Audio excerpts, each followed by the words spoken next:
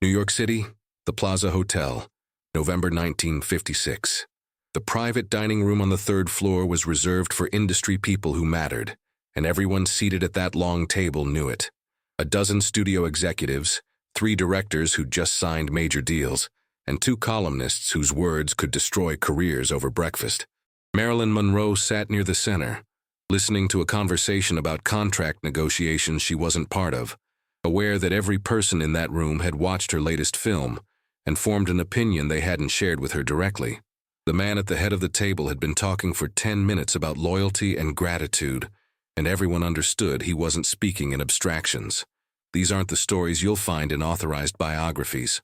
If you want to hear what really happened in rooms like this, the moments that shaped legacies but never made headlines, you know where to find more. His name was Daniel Forrest, a producer who'd built his reputation on war pictures and westerns, films about men who didn't cry and women who waited at home. He'd worked with every major star in Hollywood except Marilyn, not because she wasn't offered to him, but because he'd publicly stated that he made films about substance, not spectacle. The comment had been printed in Variety 6 months earlier, and though he'd never mentioned her by name, everyone knew what he meant. Now they were seated at the same table because a mutual investor had insisted on this dinner, and Forrest had agreed because he never turned down money, even if it came with inconvenience. The conversation had started civil enough. Talk of upcoming releases, box office projections, which directors were reliable, and which had started believing their own press. Marilyn had spoken twice, both times briefly, once about a cinematographer she'd worked with, once to agree that location shooting in winter was harder than people expected. No one had challenged her. No one had particularly acknowledged her either. She was used to that, being in rooms where people talked around her, not to her, as if her presence was decorative rather than professional. Forrest was halfway through a story about a lead actress who'd demanded script changes on his last picture when he paused, looked directly at Marilyn, and smiled in a way that didn't reach his eyes. It was the kind of smile men used when they were about to say something they believed was clever. The table went quiet. Even the waiters standing near the far wall seemed to sense the shift. Marilyn felt it immediately, that particular tightening in the air that came before someone decided to make a point at her expense. "You know," Forrest said, his voice casual, almost friendly, "I've been thinking about something all night. About the difference between actresses who study their craft and actresses who just show up and hope the camera does the work for them." He leaned back in his chair, letting the words settle. "I was reading about your background recently, Marilyn. Fascinating stuff. Orphanages, foster homes, no formal training to speak of. Must be strange sitting at a table like this with people who went to Yale and studied under Kazan." He lifted his glass, took a slow sip. "I mean, don't get me wrong. You've done well for yourself. It's just remarkable what a good face can do in this business." The silence that followed was immediate and total. One of the columnists stopped mid-reach for his wine. A director 2 seats down looked at his plate. No one laughed, no one agreed, but no one said anything either, and that silence was its own kind of verdict. Forrest seemed pleased with himself. He'd made his point, reminded everyone at the table who had substance and who was decorating the room. He expected the conversation to move forward, expected someone to change the subject with practiced ease, expected Marilyn to look down or smile tightly, or do what women in her position usually did when powerful men reminded them of their place. Marilyn didn't move. She didn't flinch. She sat very still, her hands resting on the edge of the table, her expression unchanged. Inside, she felt the familiar cold weight of humiliation, the kind that started in her chest and spread outward, the kind that made her want to leave the room and not come back. She'd heard versions of this before. Different words, same message. You're not supposed to be here. You're not smart enough. You're not trained enough. You got lucky. But this time, in front of all these people, spoken with such casual certainty, it landed differently. It wasn't rage she felt. It was clarity. She thought about the girl she'd been, living in homes where kindness was conditional and silence was survival. She thought about the years spent watching people, learning how they moved, how they spoke, how they revealed themselves in unguarded moments. She thought about every acting class she'd paid for herself, Every book she'd read in the early hours of the morning when sleep wouldn't come. Every time she'd been told she wasn't serious and decided to become more serious anyway. Not for approval, not for validation, because it mattered to her. And now this man, who knew nothing about her except what he'd read in columns and decided to believe, thought he could summarize her life in a few dismissive sentences. She waited. Not because she didn't know what to say, but because she understood that the power in the room had shifted the moment he'd spoken, and rushing to defend herself would only confirm what he wanted everyone to believe. She let the silence stretch. Let it become uncomfortable. Let Forrest start to realize that no one was helping him move past what he'd just said. Then, very calmly, she picked up her glass, took a small sip of water, and set it down with precision. When she spoke, her voice was quiet, steady, and clear enough that everyone heard every word. "You're right," she said. "I didn't go to Yale. I didn't study under Kazan, not at first. I grew up in places where people didn't talk about art or craft or legacy. They talked about survival." She paused, not for effect, but because she was choosing her words carefully. "But I learned something in those places, Mr. Forrest. I learned how to watch people, how to see what they're really saying, even when they think they're being clever. And I learned that cruelty is easy. Anyone can be cruel. It doesn't take education or talent. It just takes deciding that someone else's dignity is worth less than your need to feel important." Forrest's expression shifted.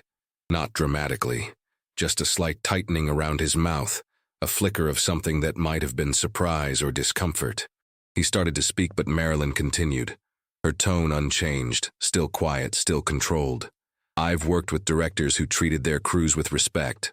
I've worked with actors who helped younger performers find their footing. I've worked with writers who cared more about the story than their own egos. And I've worked with people like you, who think that because they've been in this business a long time, they've earned the right to humiliate others. But here's what I've noticed. The ones who need to remind everyone how important they are, they're usually the ones who are terrified someone might realize they're not." She didn't raise her voice. She didn't lean forward or make a show of anger. She simply held his gaze, and in that moment, everyone at the table understood that something fundamental had changed. This wasn't a victim reacting. This was someone deciding, consciously and deliberately, not to let cruelty go unchallenged. Forrest opened his mouth, then closed it. He looked around the table, perhaps expecting someone to laugh it off, to rescue him from the corner he'd walked himself into. No one did. One of the directors studied his napkin. A columnist cleared his throat. The investor who'd arranged the dinner looked deeply uncomfortable. Marilyn set her napkin on the table, pushed her chair back slowly, and stood. She didn't storm out. She didn't slam anything. She simply stood, smoothed her dress, and looked at Forrest one last time. "I hope your next picture is everything you want it to be," she said. "I hope it makes you feel as important as you clearly need to feel. But I won't be sitting through another dinner where someone mistakes their insecurity for insight." She nodded to the rest of the table, her expression neutral, professional. "Excuse me." And then she walked out, her heels clicking against the marble floor, steady and unhurried. The room stayed silent for a long moment after she left. Then, slowly, conversations started again, but they were strained, awkward. Forrest tried to laugh it off, said something about actresses being sensitive, but his voice had lost its certainty. The investor excused himself shortly after, citing an early meeting. One by one, the dinner dissolved. People left earlier than planned, and the atmosphere never recovered. What should have been a night of deal-making and influence became a story people would remember for entirely different reasons. Not because of the contracts discussed or the projects pitched, but because of the moment when someone with power tried to humiliate someone he thought was powerless, and found out he'd miscalculated. Word spread, as it always did in Hollywood. Not through official channels, not through gossip columns, but through the quiet conversations that happened in dressing rooms and studio lots, in restaurants where industry people gathered and spoke carefully. People heard that Marilyn Monroe had been at a dinner with Daniel Forrest. People heard that something had happened. People heard that she'd walked out. But more than that, people heard what she'd said and how she'd said it. The story got passed along, refined, remembered, not as scandal, but as something else. Something that made people reconsider assumptions they'd been carrying. Forrest's next film premiered 8 months later. It was competent, well-reviewed, profitable, but something had shifted in how people saw him. The phrase "people like you" had lingered. Every time someone watched him hold court at a party or dismiss someone's idea in a meeting, they thought about that dinner. They thought about Marilyn's words, calm and precise, cutting through his performance of authority. He never publicly acknowledged what had happened. He never mentioned her name in interviews. But he also never worked with half the people who'd been at that table. The investor moved on to other producers. 2 of the directors found reasons to take their projects elsewhere. For Marilyn, the impact was quieter, but more profound. Directors who dismissed her before started calling. Not all of them, not even most of them, but enough. People who'd assumed she was manageable, easy to push around, realized they'd been working from outdated information. She wasn't fragile. She was specific. She knew what she wanted, and she knew what she wouldn't tolerate. That made her difficult in ways that mattered, in ways that commanded a different kind of respect. Not the respect given to stars because of box office numbers, but the respect given to professionals who understood their value and wouldn't negotiate it away for the comfort of powerful men. She never spoke about that dinner publicly. When journalists asked about working with certain producers or directors, she stayed professional, diplomatic, but people close to her noticed a change. She was more careful about which rooms she entered, which tables she sat at, which conversation she chose to participate in, not out of fear, but out of self-preservation. She'd learned that dignity was something she could control, even when circumstances weren't. That silence didn't mean acceptance, that leaving a room was sometimes the most powerful thing you could do. Years later, a young actress would ask her about handling difficult people in the industry. They were in a studio commissary early morning before most people arrived. Marilyn thought for a long moment before answering. "You can't control what people say about you," she told her. "You can't control what they think or what they decide to believe, but you can control whether you stay in the room when someone decides your humanity is negotiable. You can control whether you laugh along when someone uses your past as a punchline. And you can control whether you speak up, even when your voice shakes, even when you know it might cost you something." The young actress asked if it had cost her. Marilyn smiled, but it was a complicated smile, one that held years of experience and careful compromise. "Sometimes," she admitted, "but the cost of staying silent was always higher. That's what I learned. Not that speaking up fixes everything. Not that one moment of honesty changes an entire industry. But that your dignity is yours. No one can take it unless you hand it to them." She finished her coffee, stood to leave, and I stopped handing it to people who didn't deserve it. The story of that dinner became one of those Hollywood legends that people half remembered, half invented. Details changed depending on who was telling it. Some versions had Marilyn throwing wine in Forrest's face.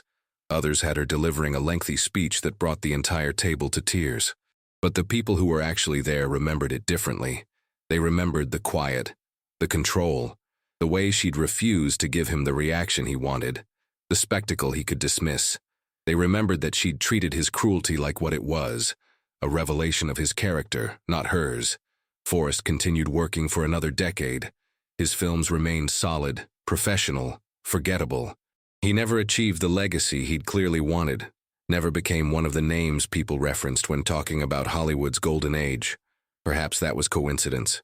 Perhaps that was the natural arc of a career built more on intimidation than inspiration. But there were people who believed that something had broken that night at the plaza, some invisible thread of authority he'd relied on and never quite managed to reweave. That moment when a woman he'd tried to diminish had instead revealed him, calmly and precisely, for exactly what he was. The investor who'd arranged the dinner ran into Marilyn at a premiere 2 years later. He approached carefully, unsure of his reception. She greeted him politely but coolly. He apologized for that night, said he should have intervened, should have said something. Marilyn looked at him with an expression that was neither forgiving nor condemning. "You weren't the one who said it," she told him, "but you were the one who sat there. Everyone was. That's how these things work. Someone crosses a line and everyone else decides whether that line matters." She paused. "I'm not angry with you, but I remember." Memory was its own form of power, she'd learned.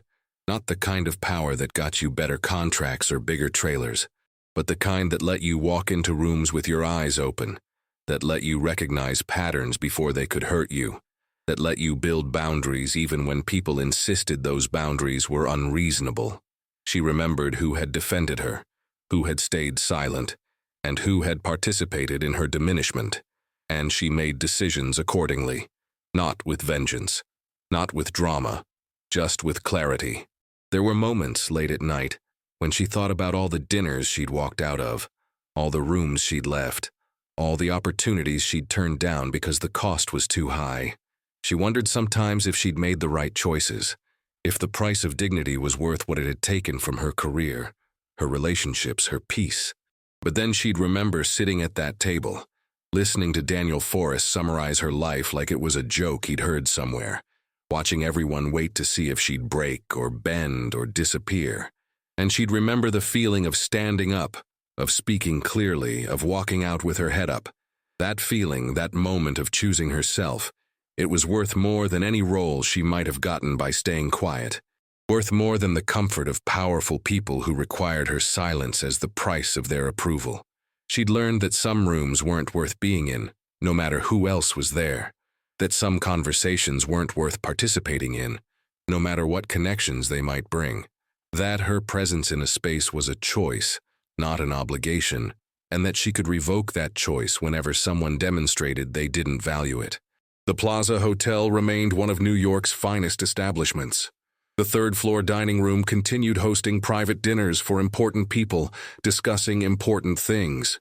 But some of the waiters who'd worked that night in 1956 still remembered the blonde actress, who'd sat so still when the producer tried to humiliate her, who'd spoken so quietly that everyone had to lean forward to hear, who'd walked out like she was leaving a casual lunch rather than a room full of the most powerful people in Hollywood. They remembered because dignity was rare in those rooms, and when you saw it, really saw it, you didn't forget. Marilyn's career continued on its complicated trajectory. Great films and troubled productions, brilliant performances and behind-the-scenes chaos. She remained one of the most famous women in the world, and one of the most misunderstood. But among the people who worked with her closely, especially in her later years, there was a consistent observation. She didn't tolerate certain things anymore, didn't accept certain kinds of treatment, didn't laugh along when someone tried to make her the punchline. She'd developed what one director called a quiet fierceness, a refusal to compromise on things that mattered, even when that refusal made her difficult to work with. Some people called her demanding, some called her unstable, some called her impossible. But the ones who'd been in rooms where she'd been dismissed or demeaned, who'd watched her absorb cruelty and decide how to respond, they called her something else: survivor, professional, principled. They understood that what looked like difficulty was often just someone insisting on basic respect, and that industries built on hierarchy and exploitation rarely knew how to handle people who stopped accepting their assigned place in that structure. Daniel Forrest died in 1973, 17 years after that dinner. His obituary mentioned his war films, his craftsmanship, his contribution to American cinema. It did not mention the night he tried to humiliate Marilyn Monroe, and learned that cruelty doesn't always work the way powerful men expect it to. But there were people at his memorial service who thought about that night, who remembered the story, who'd carried it with them as a reminder that the moments we're most proud of, when we put someone in their place, when we assert our importance, when we remind others that we matter more than they do, those might be the moments that define us in ways we never intended. Marilyn didn't attend Forrest's memorial. She died in 1962, long before him. Her life cut short in ways that Hollywood still debates and dissects. But the story of that dinner outlived both of them. It became one of those tales that got told to young actors and actresses when they asked older performers how to handle the industry's cruelty, how to survive in rooms where your humanity is always up for negotiation, how to maintain dignity when powerful people decide you don't deserve it. The answer was always the same. You speak up. You walk out. You remember that silence is also a choice and sometimes the wrong one. The lesson wasn't that confrontation always works. It wasn't that speaking truth to power guarantees justice or vindication. The industry didn't change because Marilyn Monroe challenged one producer at one dinner. Hollywood remained brutal, hierarchical, dismissive of women who demanded respect. But individual moments matter. Individual choices accumulate. Every time someone refuses to laugh at cruelty, every time someone walks away from a conversation that diminishes them, every time someone speaks up even though their voice shakes, those moments build something. Not immediately, not obviously, but slowly, steadily, like water wearing down stone. Years after both Marilyn and Forrest were gone, a documentary filmmaker tried to verify the story of that dinner.